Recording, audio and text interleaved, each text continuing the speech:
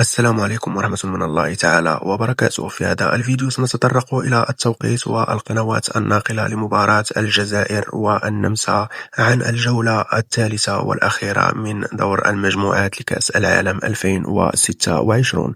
بالنسبة للجزائر فيكفيها التعادل من أجل ضمان التأهل. بالنسبة لتوقيت المباراة فالمباراة ستجرى فجر يوم الغد الأحد على الساعة 3 بتوقيت كل من المغرب الجزائر وتونس، والخامسة بتوقيت مصر والسعودية.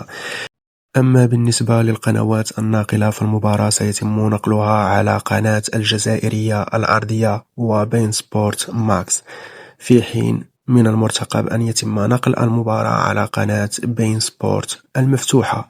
شكرا على تتبعكم، ونلتقي في الفيديو القادم.